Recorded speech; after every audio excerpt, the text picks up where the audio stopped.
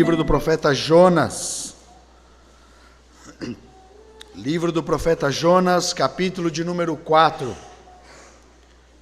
Enquanto estivermos fazendo a exposição da palavra do Senhor, esteja também em oração, para que essa voz aguente até o final, pois ainda não aprendi a pregar nem em libras, nem fazendo mímica. Então que Deus nos dê da sua graça para a exposição da palavra nessa manhã. Livro do profeta Jonas, capítulo de número 4. Hoje faremos a exposição de todo o capítulo, encerrando assim esta série de sermões no livro deste profeta. Diz assim a palavra do Senhor: Com isso,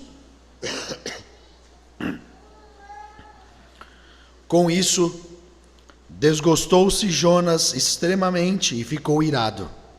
E orou ao Senhor e disse: Ah, Senhor, não foi isso o que eu disse estando ainda na minha terra? Por isso me adiantei fugindo para Tarsis, pois sabia que és Deus clemente e misericordioso, e tardio em irar-se, e grande em benignidade, e que te arrependes do mal.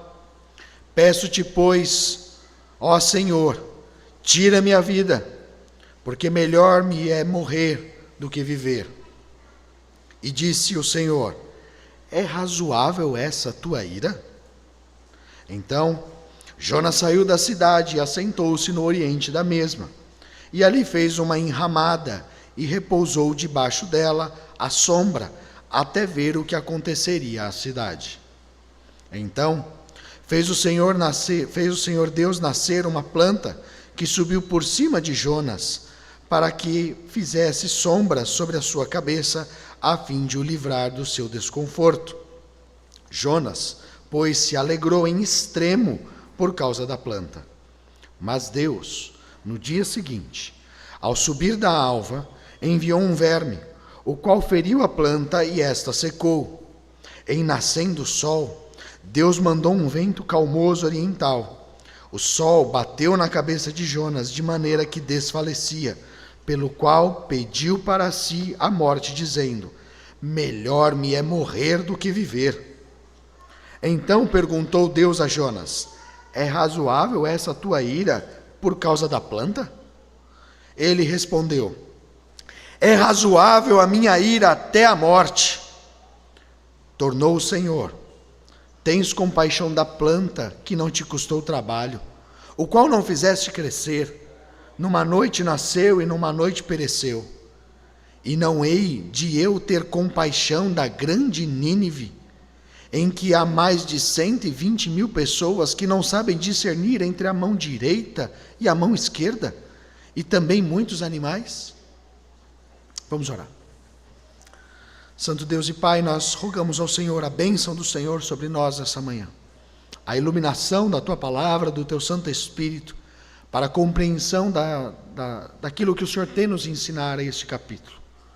Senhor Deus, eu rogo ao Senhor de forma especial, de que a minha voz, a minha garganta permita chegar até o fim do sermão, que a Tua voz, de forma especial e poderosa, possa falar aos corações dos Teus filhos, da Tua igreja, do Teu povo que aqui está, e que possamos compreender, entender e reconhecer, ó Pai querido, quem nós somos, quem o Senhor é e o quanto nós devemos mudar também. Nós oramos ao Senhor e rogamos o nome de Cristo. Amém.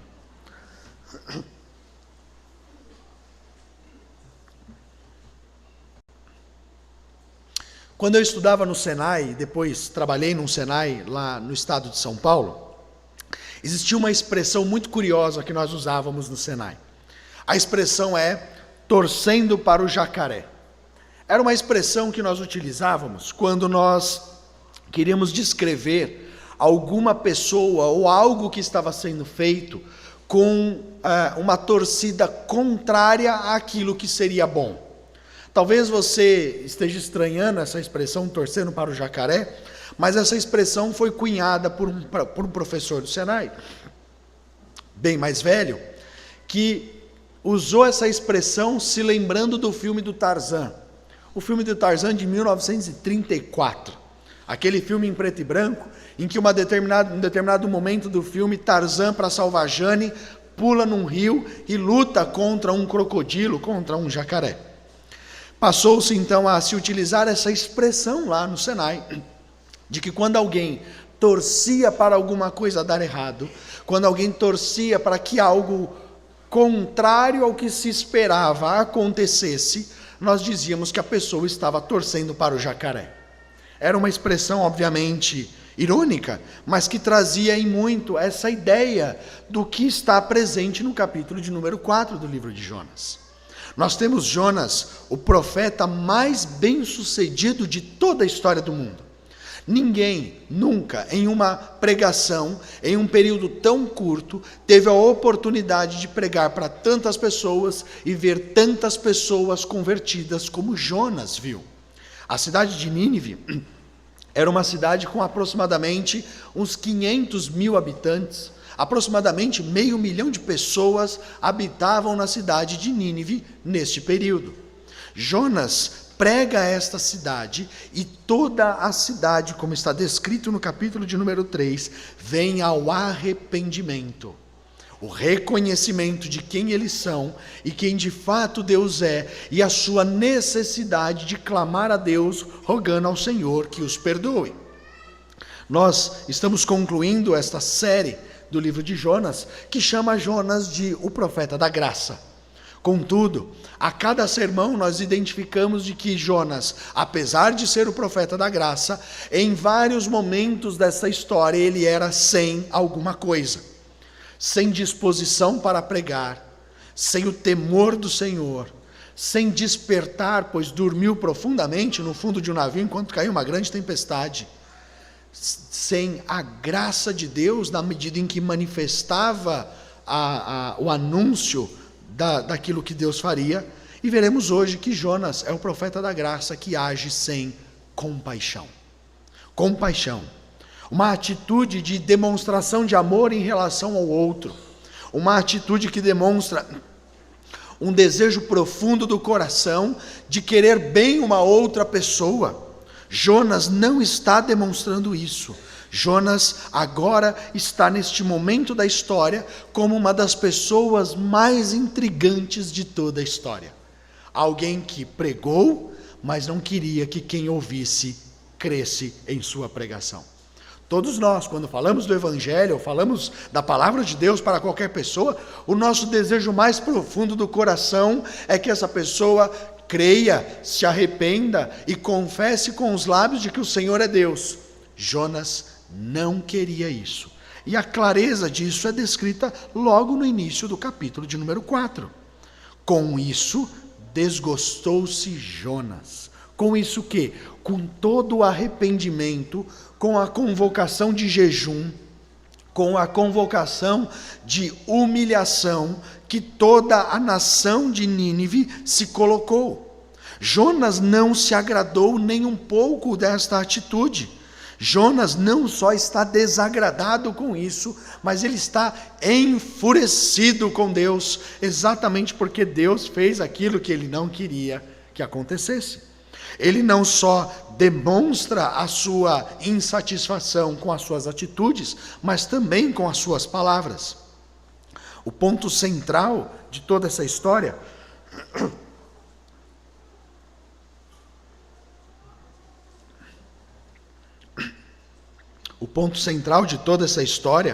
é que nesse mesmo livro está descrito de que ao Senhor pertence a salvação. Jonas, talvez, por qualquer psiquiatra, seria considerado um homem bipolar. Afinal, não queria pregar para Nínive. Deus causa aquela circunstância toda, ele então faz uma declaração que está descrita no capítulo de número 2, como um homem que está profundamente arrependido pelas suas atitudes. Um peixe o vomita à praia, e agora ele vai para Nínive fazer aquilo que ele deveria fazer, mas com um coração de quem não quer. Jonas não está se regozijando, ele não reconhece que essa obra extraordinária de salvação de Deus é a sua demonstração de graça e de misericórdia sobre as pessoas. Jonas é aquele que, insatisfeito com o arrependimento, vai se parecer em muito com a parábola do filho pródigo, com aquele irmão, como nós lemos na liturgia, que não estava satisfeito com aqueles que creram. Contudo, a palavra do Senhor é muito clara em dizer que os anjos celebram, Deus se alegra quando um pecador se arrepende. E quando mais, ou milhares de pecadores se arrependem? Que tipo de festa há no céu quando milhares de pessoas se arrependem e buscam ao Senhor? Jonas não está nem um pouco interessado nisso. Nos versos de número 1 ao verso de número 3, nós vamos ver aí sobre a compaixão de Jonas. Nos versos de número 4 até o verso de número 8, nós veremos a compaixão de Deus. E os versos finais, nós veremos a lição que Deus dá a este profeta. Versos de 1 a 3, nós temos então a compaixão de Jonas, ou a não compaixão de Jonas. Veja que começa o texto dizendo que ele se desgostou. Jonas então agora vai trazer aqui a sua demonstração clara de insatisfação. A expressão desgostou-se Jonas é a ideia original de dizer de que Jonas viu que isso era mal. Olha que coisa intrigante, no mínimo. Deus salva uma nação inteira e Jonas não vê isso como uma coisa boa. Desgostou-se Jonas viu que isso não era bom. Jonas considerou que isso era mal. No mais profundo do seu coração, a sua atitude vai demonstrar de que ele está irado. E ele está irado contra Deus. É interessante nós pensarmos nisso. E ele está irado contra Deus por aquilo que Deus é. Olha o verso de número 2. Ele vai dizer: Ah, Senhor, não foi isso o que eu disse, estando ainda em minha terra? Aqui nós temos uma declaração daquilo que Jonas talvez tenha dito ainda quando estava em Israel.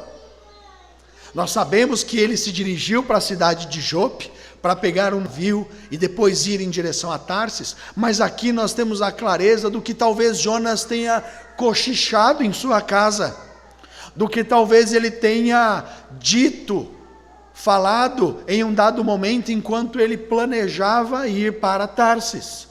Ele vai dizer: não disse isso em minha terra? Não foi o que eu disse estando ainda em minha terra?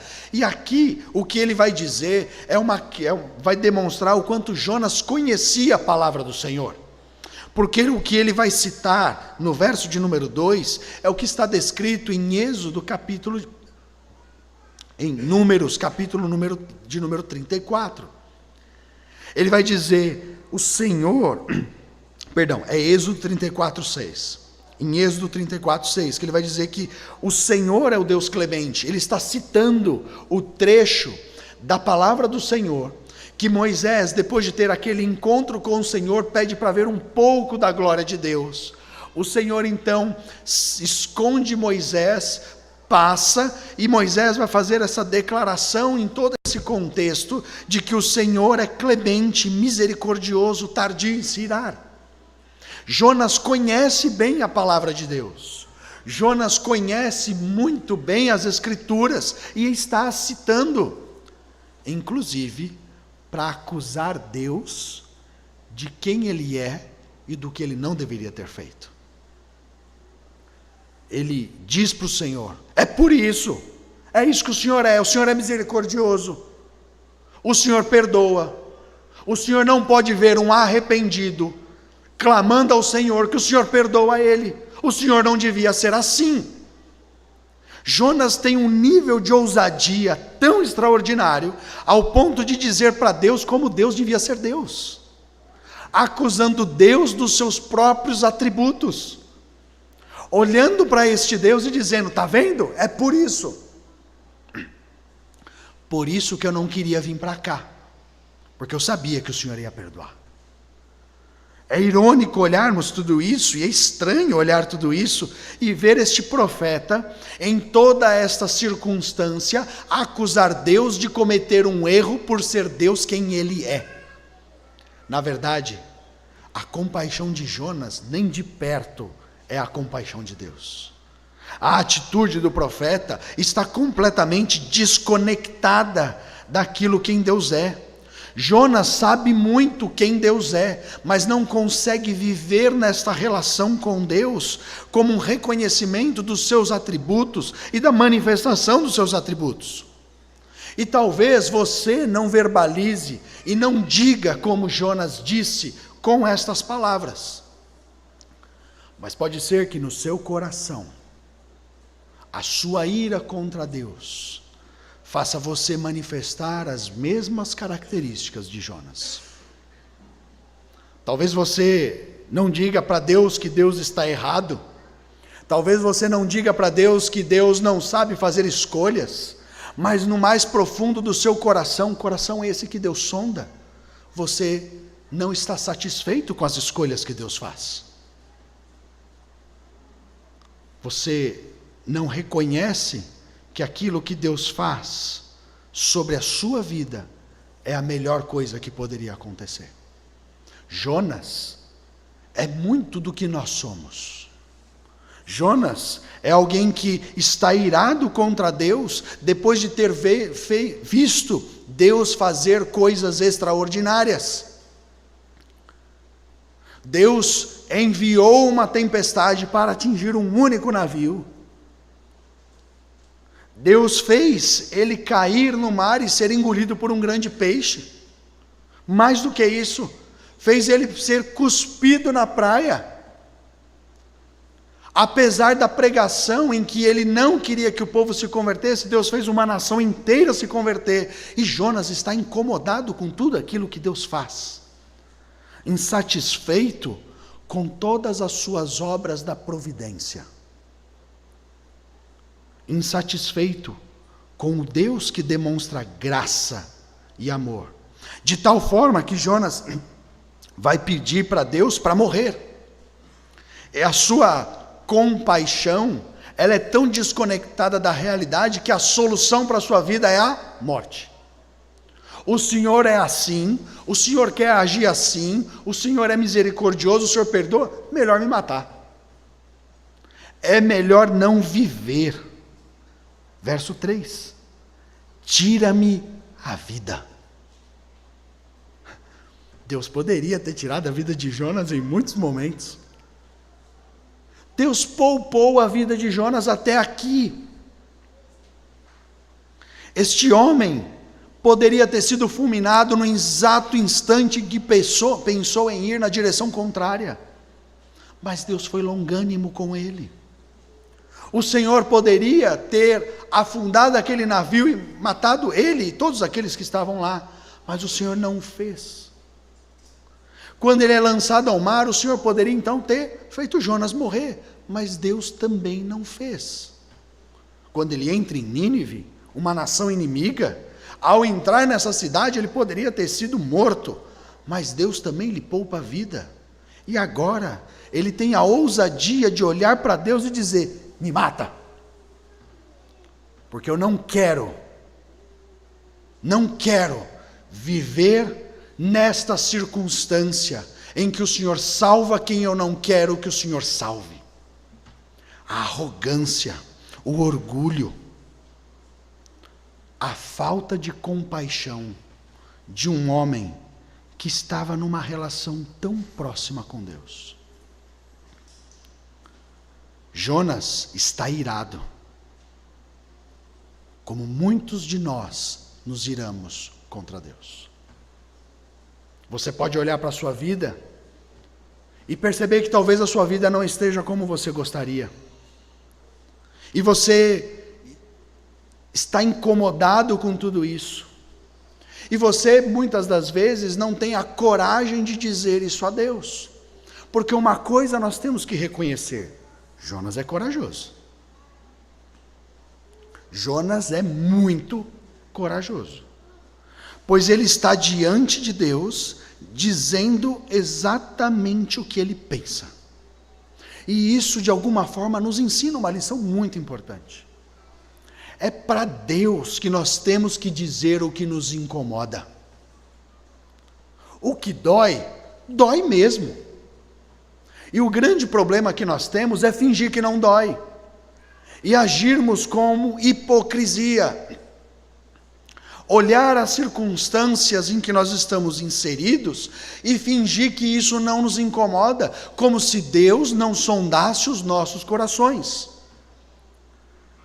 Nós agimos com hipocrisia, como se nós conseguíssemos esconder de Deus a nossa insatisfação. Nosso marido, que não crê no Senhor, nosso filho, que abandonou o Evangelho, o trabalho que eu tenho, a minha saúde,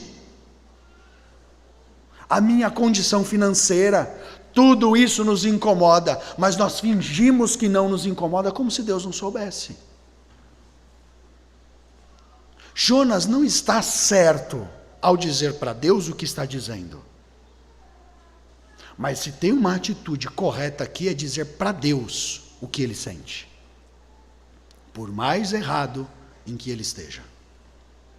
Nós fingimos e nós ficamos escamoteando em nosso coração. A pessoa está com uma vida completamente destruída, a gente pergunta, está tudo bem? Ah, está tudo bem, Deus sabe todas as coisas. Mas no seu coração dói. Várias e várias pessoas, quando procuram ajuda, conseguem descrever todas as suas dores, todos os seus problemas e as suas dificuldades. E quando perguntadas, você já disse isso para Deus? Ela diz, não tenho coragem. E quem você pensa que eu sou para você ter coragem de dizer isso para mim e não dizer isso para Deus? Deus sabe o que se passa no seu coração. Não dizer a Ele é hipocrisia.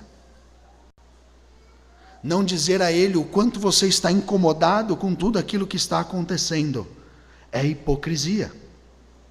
Jonas está dizendo sobre a sua insatisfação. Ele não está aceitando aquilo que Deus está fazendo. Ele está errado, como já disse. E ele está errado porque ele não está olhando para a obra maravilhosa e graciosa de Deus. Ele olha para a sua própria vida e diz, eu sei fazer escolhas, o Senhor é que não sabe. Se eu tivesse que escolher quem deveria ser salvo, não seria este povo, como muitos de nós fazemos em momentos da nossa vida. Ah, como tem gente que a gente gostaria de ver queimando no inferno. E talvez você pense, não, que isso, presbítero, que exagero. Sonde seu coraçãozinho. Como tem gente que nós gostaríamos de ver sofrer por aquilo que fez. Você pode pensar desde a pessoa mais distante de você, no seu sentido de algum governante, algum ditador, alguém na história do mundo em que você sabe que foi cruel, mas você também pode pensar naquela pessoa em que você tem um problema, tem um conflito, e que por mais que você não deseja que ela sofra no inferno, por muitas e muitas vezes em seu coração, o seu desejo é de que aquela pessoa não se dê tão bem assim. E à medida em que ela vai prosperando, e à medida em que coisas boas vão acontecer no seu coração, você fica indignado com Deus. E você se incomoda, pois a sua compaixão não é como a compaixão de Deus. Não podemos determinar quem merece ou não a graça de Deus. Mas nós temos que reconhecer que a nossa hipocrisia também não é aceitável diante do Senhor. A nossa compaixão não é como a compaixão de Deus. A segunda lição, crianças, se vocês estão anotando, o tio Fernando esqueceu de dizer, vocês deveriam anotar a palavra compaixão. Compaixão. A compaixão de Jonas.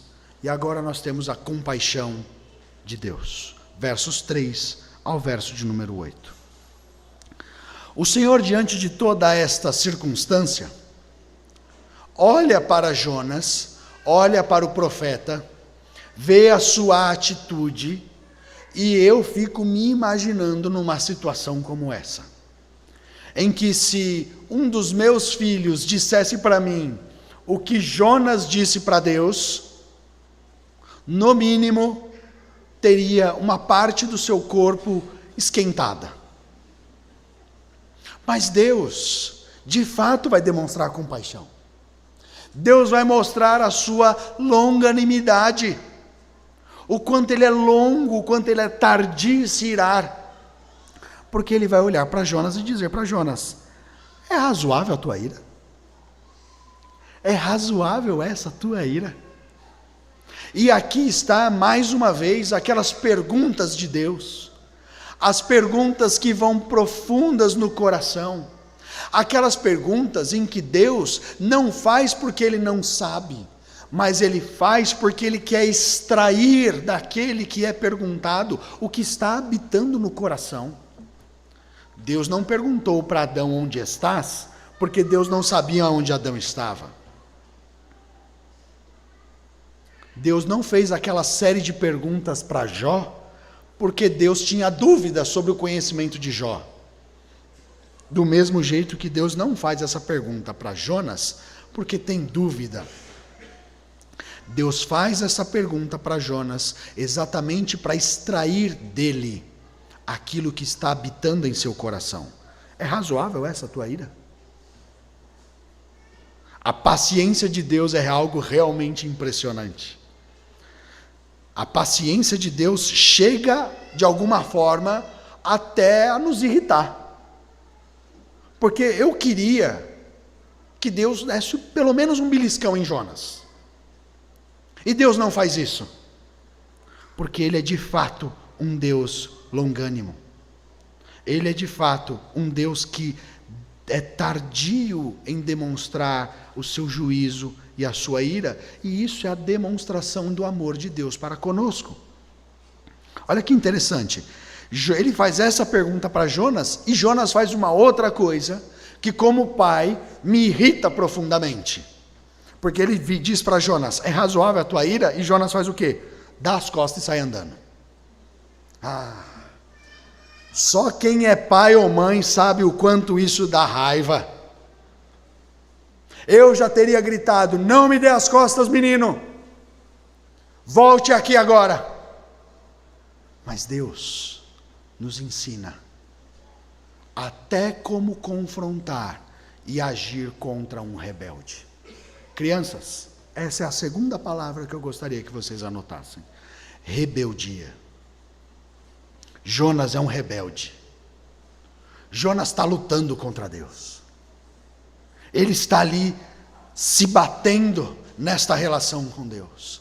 Deus fala com ele, ele dá as costas e sai. E não só dá as costas e sai, mas dá as costas e sai, demonstrando o quanto ele está insatisfeito e o quanto ele espera que Deus faça aquilo que ele quer que Deus faça. Olha que interessante, verso 5. Então,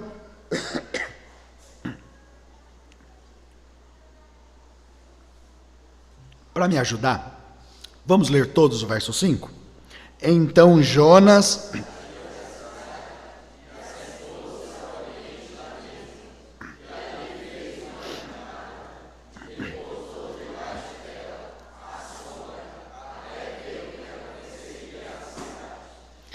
Ele tinha esperança que Deus destruísse a cidade. A cidade toda está arrependida. Sabe o que ele faz?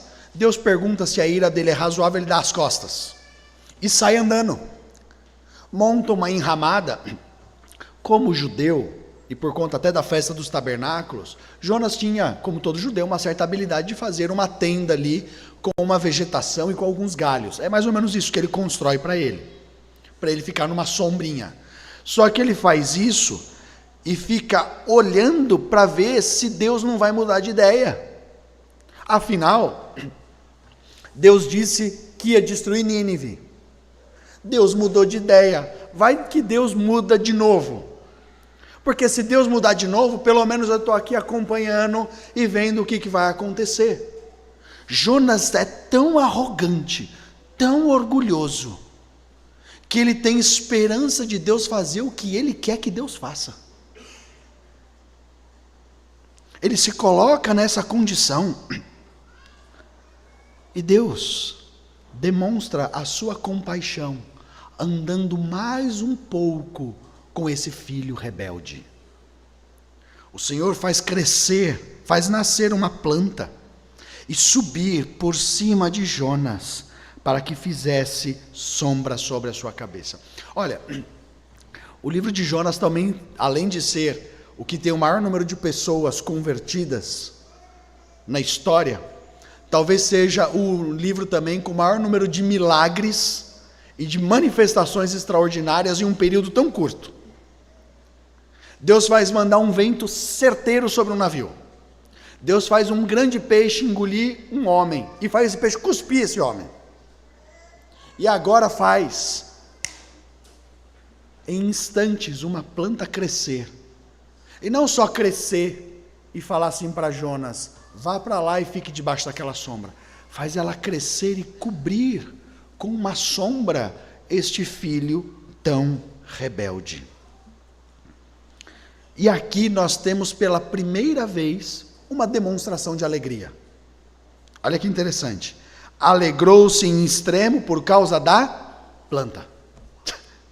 Por causa da planta. 500.000 pessoas creram que Deus é o Senhor sobre todas as coisas, e ele se alegra com uma planta. Ele se alegra porque aquilo o beneficiou, porque aquilo trouxe satisfação ao seu próprio coração. Jonas age como nós agimos. Só nos alegramos com as coisas de Deus quando elas são bênçãos maravilhosas e extraordinárias sobre nós. Mas as dores, as lutas e as dificuldades que Deus nos dá, não nos alegra o coração. O apóstolo Paulo vai dizer que as tribulações vão produzir alegria no coração, mas Jonas não reconhece isso, ele não experimenta isso. Ele se alegra por uma planta, mas não se alegra porque um pecador se arrependeu. É irônico, ele é um profeta, ele tinha que se alegrar com pessoas crendo. Ele não se alegra com pessoas crendo, mas se alegra com uma planta que lhe dá sombra. O seu foco e o seu coração está no lugar errado. Este homem não reconhece a compaixão de Deus. É interessante nós vermos a atitude de Deus. A atitude de Deus é completamente diferente da de Jonas. E a atitude de Deus é em extremo diferente da atitude de qualquer Deus criado por homem. Os deuses inventados pelo homem, com esse caráter humano, são aqueles deuses sem compaixão, em que quando qualquer pequena ofensa é feita em direção a ele, a história desses deuses vão dizer que eles são irados e derramam a sua ira e a sua cólera contra aqueles que os ofenderam. Veja que coisa interessante. Os homens criam imagens de deuses, a sua própria imagem, e com o seu próprio tipo de compaixão, ou seja, nenhuma. Deus é tão extraordinário que age, que tem uma compaixão completamente contrária a qualquer compaixão humana. As pessoas só conhecem deuses irados, mas o Deus vivo e verdadeiro é um Deus longânimo, cheio de compaixão. É interessante nós olharmos para isso. O mundo que não conhece a esse Deus acha até estranho. Acha esse Deus um Deus fraco, bobo, tolo. Um Jesus qualquer, aquele Jesus fraquinho, com aquela cara triste. mas não reconhecem de que esse Deus, além de ser o poderoso Deus que manifesta o seu poder e sua autoridade em cada parte da criação, isso é visto nesse livro, é um Deus também que está plenamente demonstrando a sua compaixão para a criação. O mundo em que vivemos, onde o único Deus verdadeiro é tardio ao se irar, é algo maravilhoso para nós.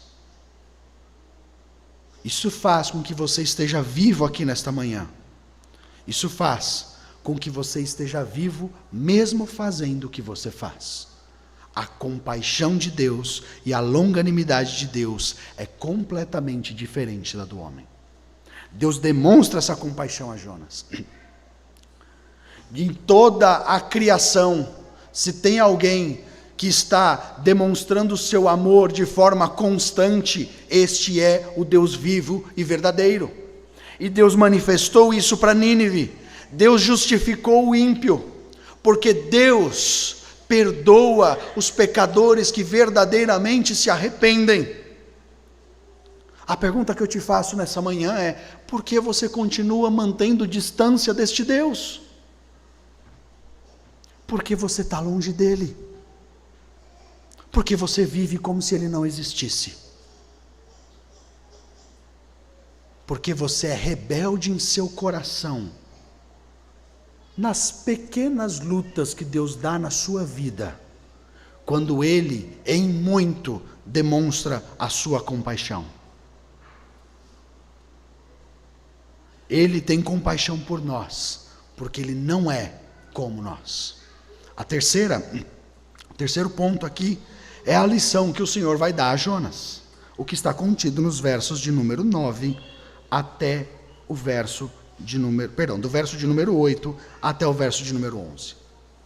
E aqui, crianças, nós temos uma terceira palavra que vocês deveriam anotar, a palavra misericórdia.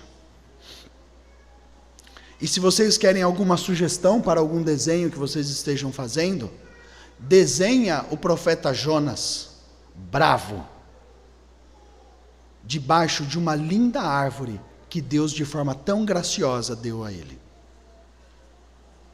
Nos versos de número 8 até o verso de número 11, nós temos então agora esta manifestação de Jonas pedindo mais uma vez para morrer.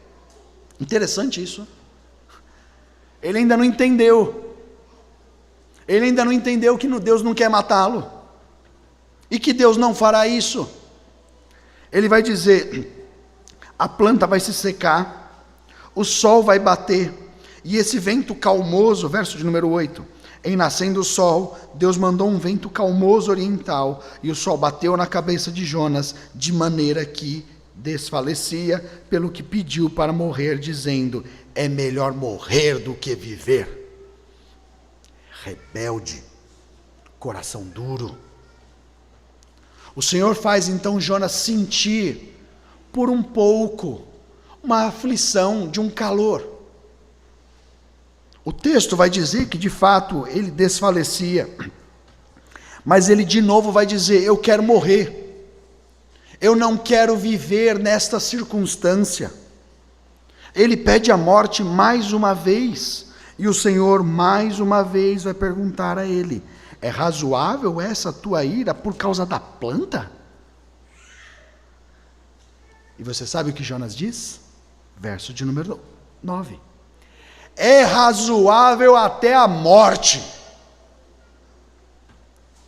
Se o Senhor não entendeu ainda, eu vou deixar claro. A minha ira é tão razoável que eu prefiro morrer. E muitos de nós somos irados como Jonas. E achamos que é melhor Deus nos tirar dessa vida desgraçada. Não me sobrou nada. O Senhor já me tirou o emprego. O Senhor já me tirou o meu marido. Já me tirou o filho. O Senhor já me tirou as satisfações desta vida. Me mata logo. O Senhor me tirou o desejo de ter filhos. O Senhor me tirou tanta coisa, porque o Senhor não me mata. Você pode não dizer isso com palavras, mas no seu coração habita coisas assim. Tudo isso por causa da sua rebeldia em não reconhecer as coisas graciosas que Deus tem dado a você. Sabendo que essa tribulação que você passa, ela deve conduzir você a ser perseverante. E essa perseverança vai deixar você com os ombros firmes, vai lhe dar experiência, e essa experiência trará ao seu coração uma esperança. Jonas perde a morte porque Jonas não tem mais esperança, com a esperança diante dele. As tribulações e as lutas da nossa vida devem encher o nosso coração de esperança, de que coisas maravilhosas, não nesta vida nos serão dadas, mas pelo menos na vida do porvir. E que tudo isso que Deus nos dá aqui, Ele nos dá com o objetivo de nos santificar. Você sofre para ser santificado. É estranho? É. Mas é estranha a graça e a compaixão de Deus também. Que mérito nós temos para receber o amor de Deus? Nenhum. Mas Ele dá. Isso é estranho. O que deveria ser estranho é a gente olhar para a nossa própria vida e pensar: Senhor, o Senhor é tão maravilhoso que o Senhor não me destruiu. Jonas tinha que ter olhado para toda a sua história e dito: Senhor, errado aqui estou eu, que fiz de tudo para fazer aquilo que o Senhor não queria, mas o Senhor ainda está me deixando vivo. Obrigado, Deus. Obrigado, Pai, por me perdoar e pela tua compaixão me alcançar. Jonas é tão orgulhoso e tão arrogante que ele não foi capaz de ter compaixão das pessoas. Verso de número 10. Tornou o Senhor: tens compaixão da planta que não te custou trabalho, a qual não fizeste crescer, numa noite nasceu, numa noite pereceu. Não hei de ter eu compaixão da grande cidade de Nínive, em que há mais de 120 mil pessoas? Eu estou falando aqui que Nínive tinha aproximadamente 500 mil de pessoas, mas é porque a ideia aqui de 120 mil pessoas que não sabem discernir entre a mão esquerda e a mão direita, é uma ideia para falar sobre crianças. Cadê as crianças? Crianças, fiquem de pé. Fiquem de pé. Pronto. Façam o seguinte agora. Levantem para mim a mão esquerda. Tem criança com dúvida. Obrigado, podem sentar. Obrigado, Gabriel, pode sentar. Sabe por que eles têm dúvida? Porque essa é a característica de quem não sabe discernir a mão direita da mão esquerda. São crianças. Deus está dizendo para Jonas: você não consegue olhar nem para as crianças que se arrependeram e ter compaixão delas. E aqui nós estamos diante de uma situação também estranha, pois o livro de Jonas é um livro que não termina, não tem desfecho. Não tem desfecho. Porque Deus vai dizer isso para Jonas: você não sabe, você não tem compaixão de pessoas que se arrependem. Você se interessa por planta. Jonas, plantas não são minha imagem e semelhança. Pessoas são. Você teve compaixão de coisas assim, mas não teve compaixão daqueles que se reconheceram como quem me ofendiam e agora clamam pelo meu perdão. Será que eu não hei de ter compaixão? Esse é o nosso Deus, o Deus que diferencia, o Deus que discerne, o Deus que quando olha, reconhece a sua imagem e semelhança como aquela que precisa de um resgate, e vai em direção a ela, busca e oferece o seu perdão de forma gratuita. Você não precisa fazer nada. Os deuses pagãos querem que você faça uma série de coisas para receber deles o perdão. Você está morto. Você não precisa fazer nada. Mas Deus não só vai em sua direção, como restaura você. E Ele não te coloca em uma situação melhorzinha. Ele te coloca numa condição de te chamar de filho. Ele não leva você para dentro da casa dele para dizer o seguinte: olha, você é o meu convidado, fique à vontade, sinta-se em casa. Ele diz: venha, eu vou pôr um anel no seu dedo, sandálias no seu pé, e vou prover para você um banquete extraordinário. Ele restaura a condição, nos restaura a uma condição em muito elevada. Ele nos coloca do lado dele para reinarmos com Ele. Nós olhamos para esse Deus e vemos o quão gracioso Ele é. Porque lutamos contra Ele e com Ele? Porque nos iramos com aquilo que Ele faz, se Ele deu a nós uma condição de fato extraordinária? Não há como pensar em um Deus assim. É inimaginável. Parece uma coisa de louco, não parece? É por isso que o apóstolo Paulo vai dizer que a sabedoria de Deus é loucura para os homens, porque ninguém é capaz de entender um Deus assim.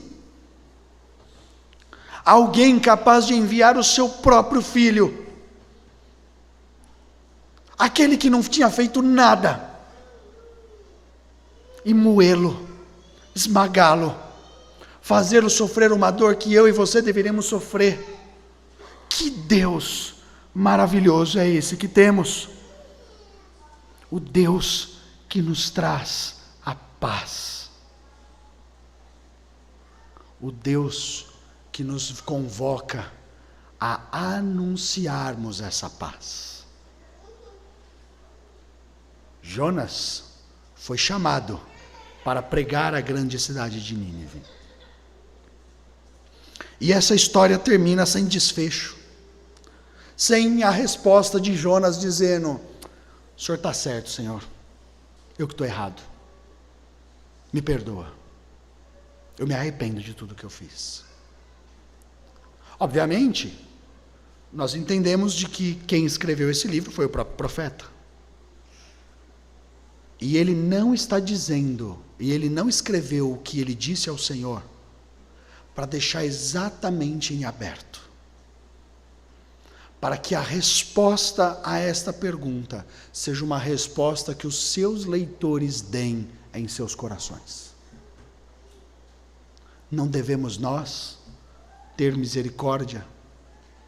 Não devemos nós sermos aqueles que levam o Evangelho a fim de que as nações creiam e sejam proclamado o Evangelho por todo este mundo, e que pessoas, os nossos maiores inimigos, creiam que o Senhor é o Senhor, Deus poderoso e perdoador? Reverendo Davi Charles diz que nós temos na mão um exame de DNA, em que quando nós pregamos o Evangelho, nós nos aproximamos da pessoa e fazemos a testagem. E que quando os filhos de Deus creem, o exame dá positivo. E agora você tem mais um irmão. Pare para pensar um pouco. Nós temos pessoas da nossa família na fé.